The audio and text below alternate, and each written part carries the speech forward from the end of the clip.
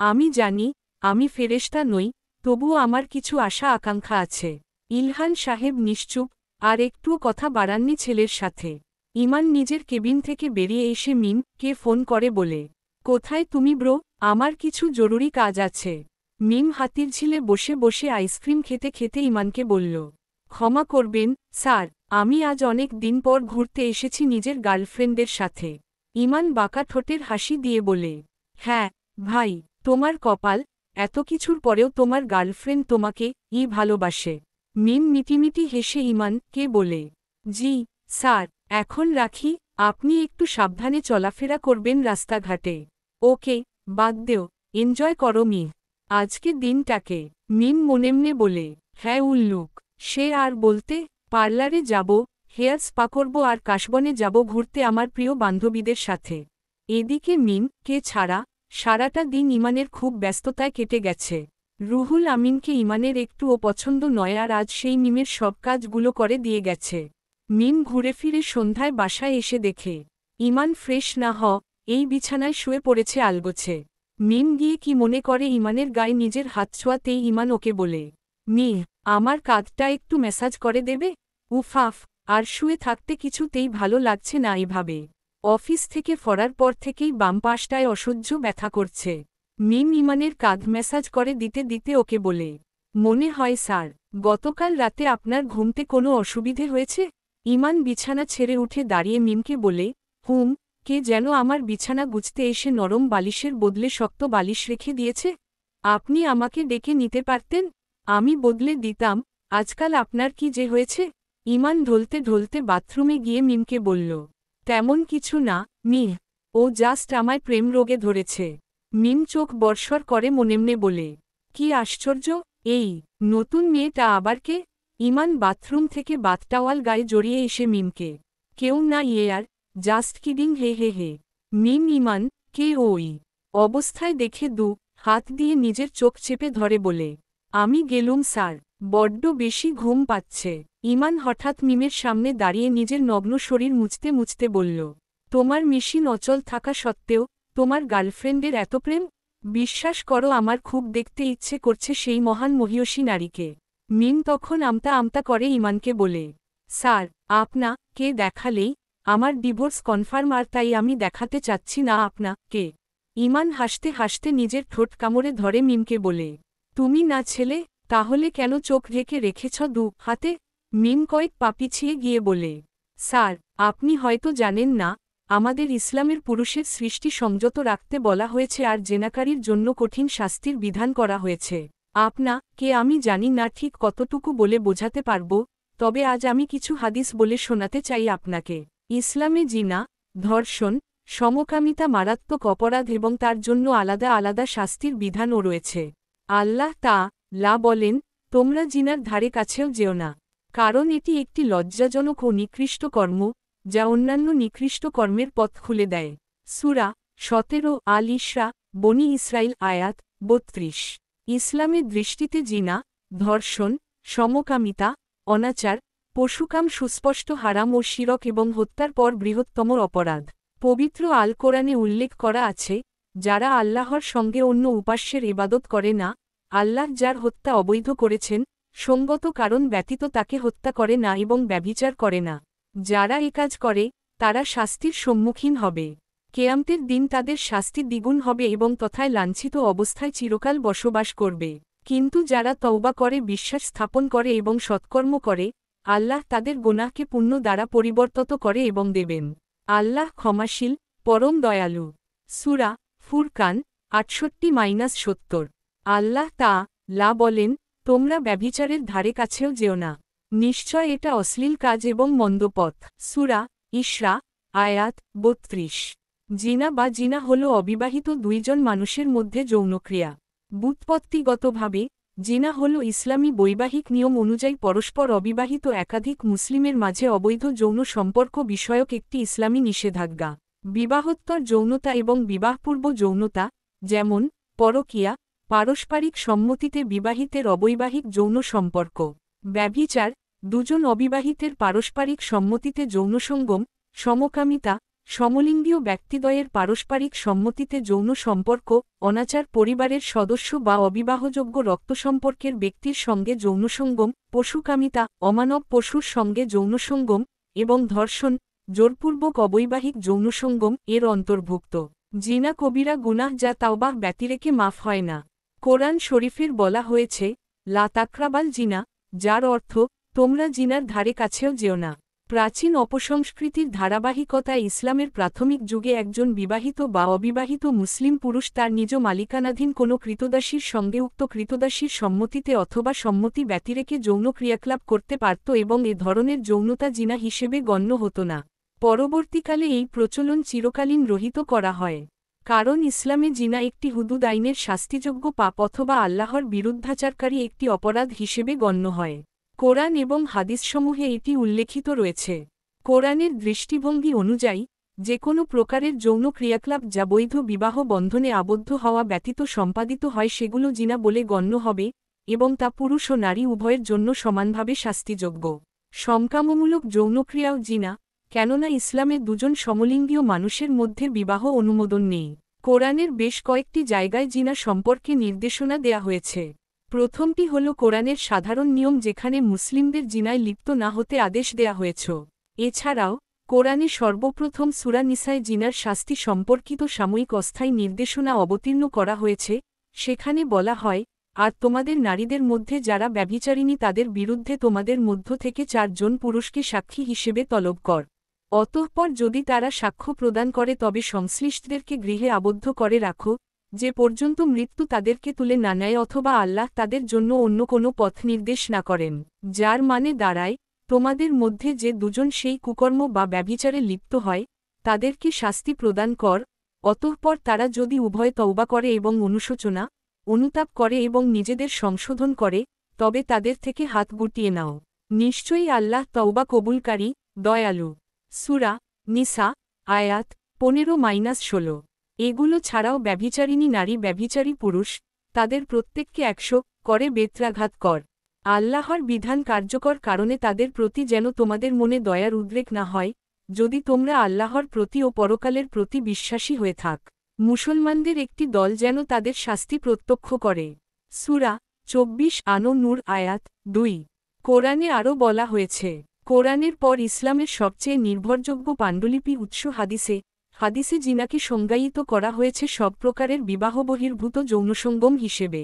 আবু হুরায়রা সূত্রে নবী মুহাম্মদ থেকে বর্ণিত, তিনি বলেছেন, আদম সন্তানের ওপর জিনার যে অংশ লিপিবদ্ধ আছে তা অবশ্যই সে প্রাপ্ত হবে।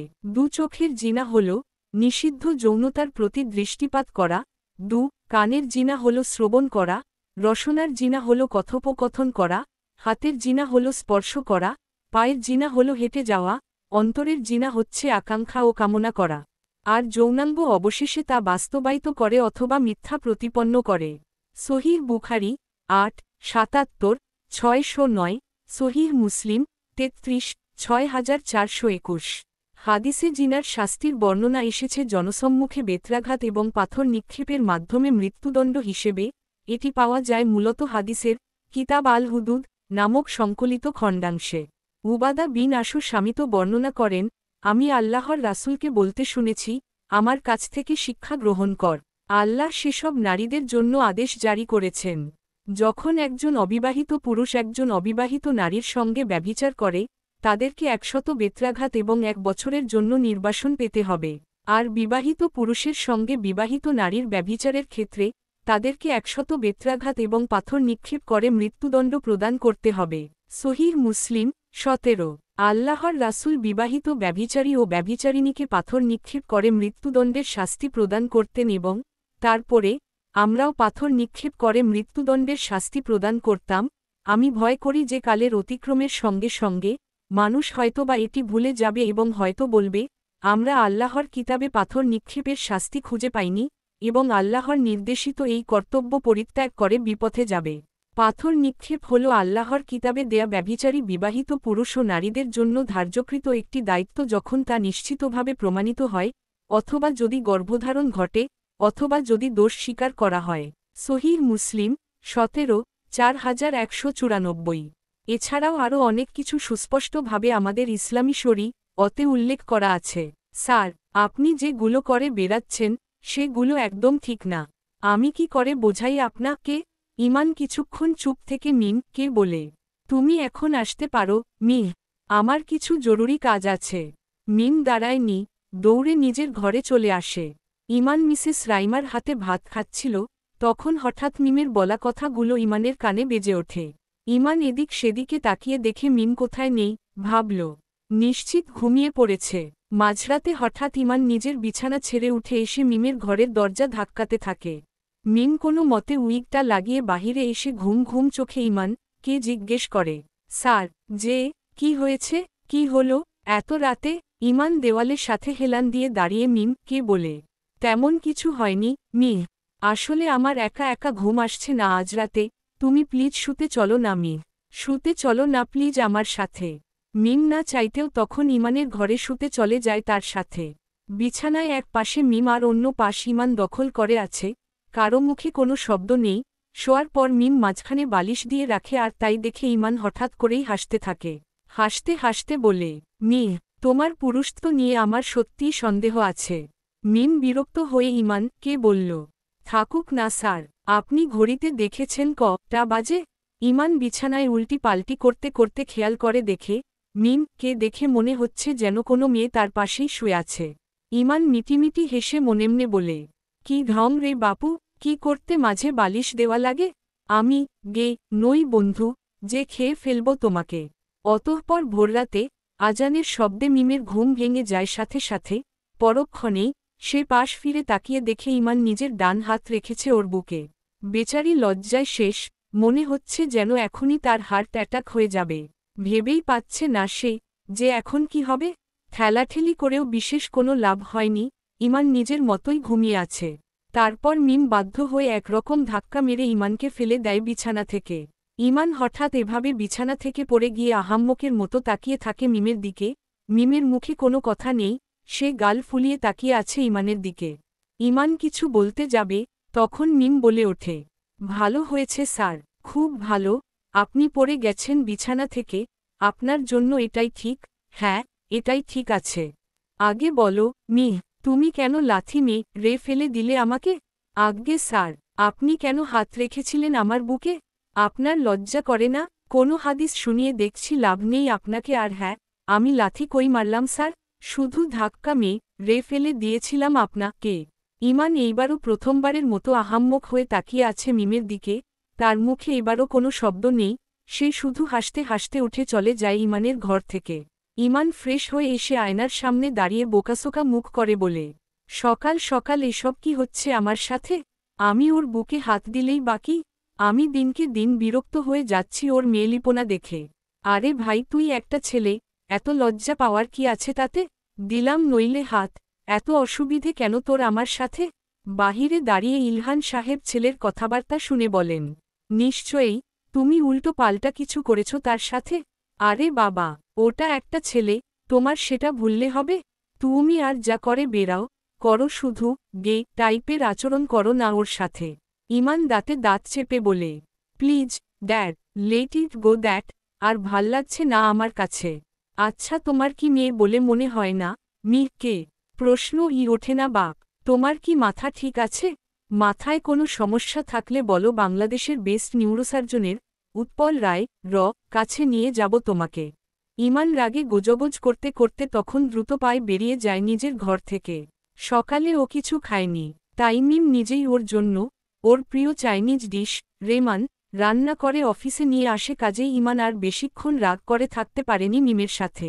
মিম ইমানকে কথায় কথায় বলল, স্যার, আমি আপনার বাবা কে কিছু বলিনি।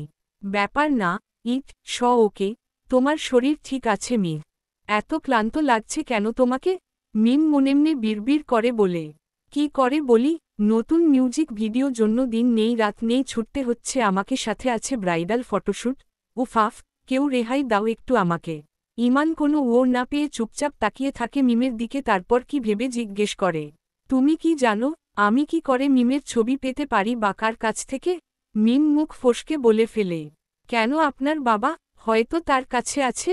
ইমান হঠাৎ উঠে দাঁড়িয়ে মিমের কপালে চুমু খেয়ে বলে, ইউ আর মাই অ্যাসেট। এই সিম্পল জিনিসটা কি করে আমার মাথা থেকে বেরিয়ে গেছে? আমি নিশ্চিত বাবার ফোনে সেই সুন্দরীর লেটেস্ট সব ছবি আছে, ইনফ্যাক্ট মায়ের ফোন, সেটাও আমায় চেক করতে হবে। মিম ঘামতে ঘামতে নিজেই নিজেকে গালাগাল দিতে থাকে, মনেমনে বলে, গাধার ঘরের গাধা, নাকি তুই একটা। এখন কি হবে? ইমান সকাল থেকে সন্ধে পর্যন্ত ভালো ছেলের মতো ঘুরঘুর করছে বাবার পিছে। তবে ইলহান সাহেব ছেলের অস্থিরতা দেখে মনেমনে বলেন, লাভ নেই বাবা, ফোন পাসওয়ার্ড লক করা আছে। তোমার বাবা আমি এমনি এমনি হইনি। বাবা, ভুলে যাও কেন, তুমি বাপের ও বাপ আছে। ইমান অনেক চেষ্টা করে ফোন লক খুলতে না পেরে হাঁপিয়ে ওঠে, তারপর অধৈর্য হয়ে ইলহান সাহেবকে বলল, এটা খুলে দাও না বাবা, তোমার ফোনে টম রান গেম আছে। ইলহান সাহেব মুচকি হেসে ছেলেকে চোকমকে দিয়ে জিজ্ঞেস করলেন, আমি ভেবেছিলাম হয়তো তোমার অন্য কোনো কাজ আছে। ওই তেমন কিছু না ড্যাড, জাস্ট এমনই লকটা খুলে দাও না আমাকে। ইমান মিমের কোনো ছবি না পেয়ে মুখ কালো করে বলে, না নেই থেকে কি হবে? মানে কিছু না ড্যাড, আমার কিছু জরুরি কাজ আছে। ইমান যেতেই মিম ছুটে এসে হাঁফাতে হাঁফাতে ইলহান সাহেবকে বলল, মামা, আমার সব শেষ। সব শেষ হয়ে যাবে? কিচ্ছু শেষ হয়নি মা। উনি কি আসেনি তোমার ফোনের কাছে? এসেছিল, তবে ধোকা খেয়ে চলে গেছে। কিছুক্ষণ পর ইমানকে দেখে মনে হচ্ছে যেন সে চুল ছিঁড়ছে নিজের কেবিনে বসে। বাসায় ফিরে এসে মায়ের ফোনও চেক করা হয়ে গেছে তার, তবে সে মিম রিলেটেড কিছু পায়নি তাতে। স্বামী মুখে সবটা শুনে রাইমা বলেন, ভাগ্যিস ফোন রিস্টার্ট করিয়েছিলাম দুদিন আগে, নয়তো মিমের যে কি অবস্থা করত ও ভেবেই ভয়ে গা হাত ও পা কাটা দিয়ে ওঠে। ওদিকে ঘুম নেই ইমানের দু চোখে। মিমকে বলল, মিম, আজ রাতে তুমি আমার কাছেই ঘুমবে। নতুন মিউজিক ভিডিও প্রোমো দেখলে? খুব ভালো লেগেছে আমার কাছে। মিমও না করেই হাসিমুখে বেরিয়ে যায় ইমানের ঘর থেকে। ইমান বইয়ের তাক থেকে একটা অঙ্ক নোটবুক বের করে মিটিমিটি হেসে বলে, তোমার কি মনে আছে মিম, তুমি শুধু গণিত শিখতে চাইতে আমার কাছে? আমি বুঝিয়ে দিতাম, তবুও তুমি না বোঝার ভান করে তাকিয়ে থাকতে আমার দিকে, আর বলতে, এটা কি করে হলো, ওটা কেন হলো, একটু বুঝিয়ে দাও আমাকে। আমি চুপচাপ বসে বসে তোমার পাগলামো দেখতাম, আর বিরক্ত হতাম তোমাকে দেখে। তুমি আমার গলা ধরে ঝুলে থাকতে, বারবার ঘুরিয়ে ফিরিয়ে একই প্রশ্ন করতে আমার কাছে। এরপর যুক্ত হয়েছিল তোমার নতুন দুই সাবজেক্ট, বাংলা এবং ইংলিশ, দুটোই নাকি ভেজাল বলে মনে হতো তোমার কাছে। তুমি এই বাহানা করে একরকম প্রাইভেট পড়তে শুরু করেছিলে আমার কাছে, প্রতিদিন এসে একবার না একবার জিজ্ঞেস করতে, আপনি কি ভালোবাসেন আমাকে? আমি বলতাম না। তুমি শুধু ছলছলে চোখে অবাক হয়ে তাকিয়ে থাকতে আমার দিকে। তারপর আর আমি কিছু মনে করতে চাই না, আমি শুধু একবার বসে কথা বলতে চাই তোমার সাথে। দেখতে দেখতে আজ 6 দিন কেটে গেছে। মুবিন ইমানের জন্য কোনো টিকিট জোগাড় করতে পারেনি, তাই শুনে ইমানের মাথা খারাপ হয়ে গেছে। রাত 8টা নাগাদ ইলহান সাহেবের ড্রাইভার মনির ইমানকে ফোন করে বলে, ছোট সাহেব, আপনার বোনের গানের অনুষ্ঠান শুরু হয়ে গেছে। ইমান বাসায় ফিরছিল, মাঝরাস্তায় ও গাড়ি থামিয়ে নভ থিয়েটারের উদ্দেশ্যে ছোটে, তারপর ট্রাফিক জ্যামে আটকা পড়ে উদ্ভ্রান্তের মতো গাড়ি থেকে বেরিয়ে রাস্তা জুড়ে দৌড়াতে থাকে। অবশেষে ইমান নভ থিয়েটারে এসে পৌঁছালেও টিকিট ছাড়া ভেতরে ঢুকতে দেওয়ার হয়নি তাকে। এতে সে বেশ ক্ষুব্ধ হয়ে মারধর করে রাস্তায় দাঁড়িয়ে থাকা গার্ডসগুলোকে।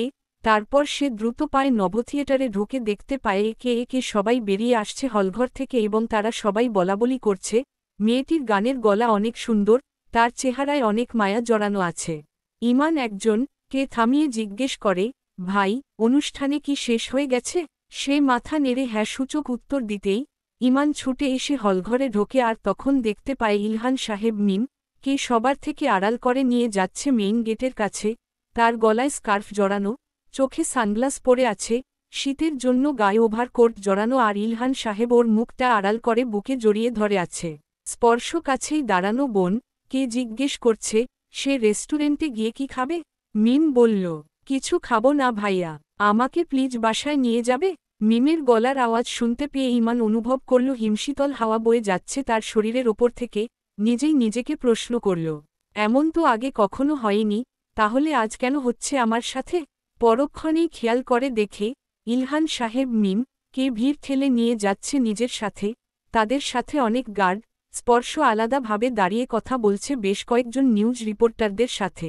ইমানের পায়ে যেন সামনে এগিয়ে যাওয়ার জোর নেই, সে একভাবেই দাঁড়িয়ে আছে। রাতে বাসায় ফিরে ইমান ইলহান সাহেবকে বলে, বাবা, তুমি এমনটা না করলেও পারতে আমার সাথে। ইলহান সাহেব নিশ্চুপ, কথা বলার কোনো আগ্রহ প্রকাশ করলেন না ছেলের সাথে। ইমানের চোখে ঘুম নেই, সে আজ উপুর হয়ে বিছানায় শুয়ে আছে। মিম ইমানের জন্য খাবার নিয়ে এসে কৌতূহলবশত তাকে জিজ্ঞেস করে, স্যার, আপনি তাকে ভালোবাসেন না, তাহলে কেন পড়ে আছেন তার পিছে? ইমান ধরা গলা বলে, আমি আসলে জানতে চাই, আমার প্রতি তার অনুভূতিগুলো কি এখনও আগের মতোই আছে। মিম মিটিমিটি হেসে মনেমনে বলে, না, নেই, সব ভোতা হয়ে গেছে। তুমি আমার মোহ ছিলে ইমান খান, যেটা কেটে গেছে। কি ভাবো তুমি? এত কিছু পরেও আমার মনটা সেই আগের মতোই আছে? না, সেটা সম্ভব নয়, সব শেষ হয়ে গেছে।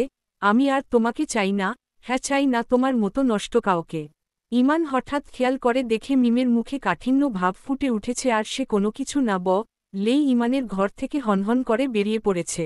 তারপর মিম আনমনে হাঁটতে হাঁটতে স্টোর রুমের কাছে চলে আসে, যেখানে সে প্রথম ইমানকে উর্মির সাথে ঘনিষ্ঠ অবস্থায় দেখেছে। উর্মি ছিল মিমের বেস্ট ফ্রেন্ড। সে কি করে ওকে ধোকায় রেখে তলেতলে ইমানের সাথে একটা ঘনিষ্ঠ সম্পর্ক গড়ে তুলেছে, যার আঁচও পায়নি। পেতে পেতে অনেক অনেক দেরি হয়ে গিয়েছে, তবে সেও আর তার নিজের জেদ নিয়ে থাকেনি, নিজেই ওদের মাঝখান থেকে সরে এসেছে। উর্মি সুন্দরী, আবেদনময়ী এবং আকর্ষণীয়, তাই সে ইমানকে খুব সহজেই নিজের মাজালে জোড়াতে পেরেছে। ইমান প্রায়শই মিমকে বলতো, তুমি যদি তোমার বান্ধবীর মতো সুন্দরী হতে, তাহলে আমি একবার অন্তত এই বিষয়টা নিয়ে ভেবে দেখতাম। ঠিক আছে। মিম কখনো সেকেন্ড অপশন হতে চায়নি, তাই সে নিঃশব্দে সরে এসেছিল নিজের জায়গা থেকে, আর এখন না চাইতেও তাকে প্রতিনিয়ত থাকতে হচ্ছে এই লোকটার আশেপাশে। মিম অনেক ভেবে চিনতে নিজের মন শক্ত করে এসে ইলহান সাহেবকে বলে, মামা, আমি আর এক মুহূর্ত থাকতে চাই না এই বাড়িতে। তোমার ছেলে মানুষ করার দায়িত্ব শুধুই তোমার, আমার না। আমার কোনো দায় নেই এতে। রাইমা কিছুক্ষণ চুপ করে থেকে মিমকে বলে, মা এলি যখন, তখন টা দিন থেকে জানা আমার কাছে। আমি তোকে আমার ছেলে মানুষ করে দিতে বলবো না, কারণ ও আর কখনো মানুষ হবে না। আমাদের বোঝা হয়ে গেছে। মিমের চোখে ইমানের জন্য ঘৃণা স্বচ্ছ কাচের মতো পরিষ্কার এ বাড়িতে সবার কাছে। ইলহান সাহেব নিজের হাতে ভাত মেখে এনে আদুরে ভাগ্নিকে খাইয়ে দিলেন। মেয়েটা দিনের দৌড়ঝাঁপে শুকিয়ে গেছে। শোভা ফোন করেছিলেন, কথা বলতে চাইলেন মেয়ের সাথে। মিম কথা বলার কোনো আগ্রহ প্রকাশ করল না, শুধু বলল, মা, প্লিজ বিরক্ত করো না আমাকে। আমির সাহেব মেয়েকে জানালেন সে খুব তাড়াতাড়ি ফিরে আসবেন দেশে। মিম খুশিমনে বাবাকে বলল, তাহলে তো ভালোই, আমাকে আর থাকতে হবে না মামার সাথে। ইমান হঠাৎ ঝড়ের বেগে এসে মিমকে বলে, কি অবস্থা মিহ, আজ তুমি শুবে না আমার সাথে? আপনি কি ছোট মানুষ স্যার? আমাকে কেন শুতে হবে আপনার সাথে? আপনি একা একা এক বিছানায় ঘুমতে পারেন না? জানেন, আমি একা একা ঘুমাই মাই 5 বছর বয়স থেকে। ওহ, প্লিজ মিহ, নিজের সাথে তুলনা করো না আমাকে। তাহলে মা বাবার কাছে ঘুমান না? টাইম ওয়েস্ট করবেন না, ঠিক আছে? আর নয়তো জামালকে ফোন করি। নতুন, সুন্দরী, আবেদনময়ী ভার্জিন মেয়ে দিয়ে যাবে। Are you insulting me? Definitely. কোনো সন্দেহ আছে? আর তাছাড়া আপনার চরিত্রের ঠিক নেই মি। আমার আপনাকে ভয় লাগে, বলা তো যায় না। আপনার ওই কুনজর থুরি সুনজর কখন পড়ে গেল আমার দিকে? আপনি এভাবে কেন তাকিয়ে আছেন স্যার? মারবেন নাকি আমাকে? আমি জানি আজকাল উচিত কথার ভাত নেই, বললে নিজের মারা খাওয়া লাগে। তবুও কোনো কিছু মনে না রেখে সরাসরি আপনাকে বললাম স্যার। আমার আপনাকে খুব ভয় লাগে। ইমান রাগে তরতর করে ঘামছে মিমের দুঃসাহস দেখে, তবুও দাঁতে দাঁত চেপে বলল, কাজ আছে, ঘরে চলো মিহ। এমনি এমনি ডাকতে আসিনি তোমাকে। ঘরে আসার পর ইমান হঠাৎ মিমকে জাপটে ধরে বলে, নিজেকে পুরুষ বলে দাবি করো তুমি? আমি আজ তোমার প্যান্টের চেইন খুলে দেখতে চাই তোমার কি ওইটা আছে। মিম হাত দিয়ে চোখের জল মুছতে মুছতে ইমানকে বলল, ক্ষমা করুন স্যার, আমি আর কখনো ইনসাল্ট করব না আপনাকে। ইমান ভুবন বিজয়ী হাসি দিয়ে বলে, লাভ নেই মিহ, আজ আমি দেখব তোমাকে। তখন মিম ভয়ের চোটে আয়াতুল কুরসি পড়তে পড়তে হঠাৎ ইমানের ফোনে একটা মেসেজ আসে। মিম ঝটপট বিসমিল্লাহ বলে ফোনটা ইমানের পকেট থেকে বের করে নিয়ে ইমানকে বলে, শান্ত হন স্যার, উর্মি ম্যাম মেসেজ করেছে আপনাকে। ইমান মিমের হুডির চেইন ধরে বলে, কি লিখেছে শুনি? লিখেছে, কে ভালো কোনো ডক্টর দেখাতে আর নয়তো কলিকাতা হার্বাল সেবন করে আপনার ওই টাকয় কিঞ্চি মিমি মিমের জন্য বাড়িয়ে নিতে। ইমান হঠাৎ প্রচণ্ড রেগে গিয়ে কে ফেলে দিয়ে ফোনটা ওয়ালের সাথে আছাড় মারে সাথে সাথে। তারপর ল্যান্ডলাইন থেকে কে ফোন করে বলে, খয়রাতির বাচ্চা, তোর অনেক বার বেড়েছে, তুই শুধু কাল সকাল অবধি দেখ আমি কি করি তোর সাথে। তোকে যেমন আমি মাথায় উঠিয়েছিলাম, আমি এবার মেঝেতে ছুঁড়ে ফেলব তোকে দিয়ে যদি আমি আমার মিমের পা না মোছাই। আমার নামও ইমান খান না, এই আমি বলে দিলাম তোকে। উর্মি ওপাশ থেকে হাসতে হাসতে কে বলে, তোর মুরদ আমার জানাই আছে, আমি আমার পার্সোনাল অ্যাসিস্ট্যান্টের হাত দিয়ে নতুন মেয়ে পাঠিয়ে দেব, সহবাস করিস, মস্তি করিস এবং প্রাণ খুলে আড্ডা দিস তার সাথে। তোর আবার একটায় মন ভরে না, তাই রিপ্লেসমেন্ট পাঠিয়ে দেব সন্দীপের সাথে। ইমান চিৎকার করে তখন কে বলে, বেতারা চিহ্ন জানি কোথাকার, ঠিক করে কথা বল আমার সাথে। তুই শুধু কাল সকাল হতে দে, আর কোথায় কোথায় গিয়ে ভিক্ষা করবি সেটাও বাকি 6 ঘন্টার মধ্যে ভেবে নে। বেশ অবাক হয়ে তাকিয়ে আছে ইমানের দিকে। ইমান রাগে ফুঁসতে ফুঁসতে বাথরুমে গিয়ে ঝর্ণা ছেড়ে হাত পা ছড়িয়ে বসে পড়ে তার নিচে। মিনিটখানেক পর একটু চিন্তিত হয়ে টাওয়াল নিয়ে বাথরুমে ছুটে যায় ইমানের কাছে। ইমান সেই যেমন গিয়েছিল তেমন দেওয়ালে একপাশে জড়সড় হয়ে বসে আছে। গিয়ে ঝর্ণা বন্ধ করে ইমানের গায়ের টাওয়াল জড়িয়ে বলে, কি অবস্থা আপনার, বাচ্চা নাকি আপনি, ঠান্ডা লেগে যাবে। ইমান হঠাৎ উচ্চশব্দে কাঁদতে কাঁদতে কে জড়িয়ে ধরে চিৎকার করে বলে, আমার দ্বারা অনেক বড় ভুল হয়ে গেছে, আমি সঠিক মানুষ চিনতে পারিনি জানো। দেখো তুমি, আমার জীবনটা এই মুহূর্তে জাহান্নামে পরিণত হয়ে গেছে, আমি শান্তি পাচ্ছি না, মনোযোগী হতে পারছি না নিজের কোনো গুরুত্বপূর্ণ কাজে। ইমানের মাথায় হাত বোলাতে বোলাতে বলে, শান্ত হন স্যার, শান্ত হন আপনি, কোনো কিছু হয়নি আপনার সাথে, আপনি আমার সাথে রুমে চলুন। জানেন এখন কটা বাজে? ইমানের মুখে কোনো রা নেই, সে ভেজা জামাকাপড়ে বিছানায় বসে আছে। কে ঠেলতে ঠেলতে চেঞ্জিং রুমে নিয়ে এসে বলে, প্লিজ চেঞ্জ করে নিন স্যার। ইমান উল্টো জামাকাপড় ধরিয়ে দেয় মিমের হাতে। পুরোই অবাক, কিছু বলতে পারছে না, হতভম্বের ন্যায় তাকিয়ে আছে ইমানের দিকে। ইমান নিচু স্বরে কে বলল, তুমি পরিয়ে দাও না প্লিজ।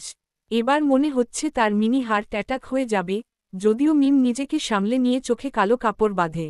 তারপর সে এক এক করে সমস্ত জামাকাপড় খুলে নেয় ইমানের গা থেকে। আর এতক্ষণ পর ইমানের খুব হাসি পাচ্ছে মিমের অবস্থা দেখে। কাদো কাদো হয়ে কে অনুরোধ করে বলে, প্লিজ স্যার, টাওয়াল দিয়ে নিজের গাটা মুছে নিন আগে। ইমান নারাজ, সে উল্টো কে বলল, হেই ব্রো, তুমি কি পারছ না আমার গাটা মুছে দিতে? তারপর হঠাৎ ইমান কে জড়িয়ে ধরে বলে, এত লজ্জা পাও কেন তুমি, একটা ছেলে হয়ে আরেকটা ছেলে কে দেখে? মিমের কাছে এই প্রশ্নের কোনো ওর নেই, তাই সে চুপ করে আছে। ইমান আবারও কে চমকে দিয়ে বলে, আমি জানি তুমি একটা মেয়ে ছেলে সেজে আছো আমার কাছে। কেন আছো সত্যি করে বলো তো, তোমার কি সমস্যা আছে? মিমের হার্টবিট বাড়তে শুরু করেছে প্রবল বেগে। এই বার বোধ হয় সত্যি সত্যি তার হার্ট অ্যাটাক হয়ে যাবে এই ঘরে বসে। ইমান হঠাৎ মিমের চোখের পট্টি খুলে দিয়ে গম্ভীরভাবে তাকে বলল, ছল করে লাভ নেই আমার সাথে। থরথর কাঁপছে। ইমান ওর গাল চেপে ধরে বলে, মেনে নাও তুমি পুরুষ নও, তোমার মধ্যে নারী সত্তা আছে, মেয়ে হয়ে যাও, তোমার জন্য ছেলের অভাব হবে না এই দেশে। আর হ্যাঁ, কিছু মনে করো না, আমি জাস্ট মজা করলাম তোমার সাথে। চোখ বোঝা অবস্থায় ইমানের মাথার চুলগুলো হাতে আঁকড়ে ধরে আছে, একটু থেমে বলল, আপনার কি মাথা ঠিক আছে? ইমান এবার অট্টহাসিতে ফেটে পড়ে বলে, এত লজ্জা পেও না ব্রো, আমি মাঝেমধ্যেই প্রেমে পড়ে যাই তোমাকে দেখে। তোমার কোমরের সাইজ কত হবে? সে যাই হোক, মেয়ে বলে মনে হয় তোমাকে দেখে। এবার কিঞ্চিত রেগে গিয়ে ইমানের বুকে কিল ঘুষি মারতে মারতে বলল, স্যার, আপনি কি ফাজলামো বন্ধ করবেন আমার সাথে? নো নেভার, কাভি নেহি। সে আশাও তুমি রেখো না আমার কাছ থেকে। You know what, you are my champ, খুব ভালো লাগে তোমাকে ভয় পেতে দেখে। ভ্রু নাচিয়ে কে বলে, হয়েছে হয়েছে ভাই, গিয়ে ঘুমান। জানেন কটা বাজে? আরে ধুরোর ভাই, তুমি কি দণ্ড সুস্থ হয়ে বসতে পারো না আমার কাছে? তখন হঠাৎ খেয়াল করে দেখে তার হাত খোপা খুলে গিয়ে উইগের নিচ থেকে লম্বা লম্বা চুল বেরিয়েছি গেছে। তাই দেখে মিম মৃদু চিৎকার করে মনেমনে বলে, হায় খোদা, ও খোদা, এখন কি হবে? এই লোক এই মুহূর্তে আমার আসল পরিচয় জানলে নির্ঘাত আমাকে জিন্দা কবর দিয়ে দেবে। ইমান তখন ওয়াইনের বোতল হাতে নিয়ে ফিরে তাকায় মিমের দিকে। মিম উপায়ন্তর না দেখে ইমানকে শক্ত করে জড়িয়ে ধরে সাথে সাথে। ইমান হাসতে হাসতে বলে, কি হলো ব্রো, কন্ট্রোল করতে পারছো না আমাকে দেখে? বাই দা ওয়ে তুমি অনেক সেক্সি, আমার কিন্তু বেশ সেক্সি লাগে তোমাকে। মিম কোনো মতো চুলগুলো উইগের মধ্যে ঢুকিয়ে দিয়ে বলে, স্যার, কিচ্ছু কি আটকায় না আপনার মুখে? আচ্ছা বলুন তো, এভাবে চলতে থাকলে কোন মেয়ে বিয়ে করবে আপনাকে? আপনার আসলেই কোনো ভবিষ্যৎ নেই? কি হলো এভাবে তাকিয়ে আছেন কেন আমার দিকে? ইমান মিটিমিটি হেসে বিছানায় শুয়ে মিমকে বলে, এদিকে আসো ব্রো, আজ আমি একটা জিনিস দেখাতে চাই তোমাকে। ইমান পর্ন সাইডে ভিজিট করছে দেখে মিম রেগে গিয়ে কাঁথা মুড়ি দিয়ে মুখ ঘুরিয়ে শুয়ে পড়ে অন্য পাশে। ইমান তখন লাইট অফ করে ফোনটা চার্জে রেখে একটু একটু করে এগিয়ে যায় মিমের কাছে। নিজেকে বড্ড বেশি বেহা বলে মনে হচ্ছে তার, কিন্তু সে সেই গায়ের গন্ধটা প্রথম থেকেই পাচ্ছে মিম গা থেকে। মিম বুঝতে পারছে ইমান ওকে শক্ত করে জড়িয়ে ধরেছে নিজের হাতে, জনেই নিঃশব্দে কাঁদছে, চোখের জলে বালিশ ভিজে গেছে। তবুও মিম নিজেকে ঠিক রেখে ইমানকে অনুরোধ করে বলে, কিছু একটা গায়ে দিয়ে নিন স্যার, ঠান্ডা লেগে যাবে। ইমান সাথে সাথে ছিটকে দূরে সরে গিয়ে মনেমনে বলে, কে জানে ছেলেটা কি ভেবেছে আমাকে।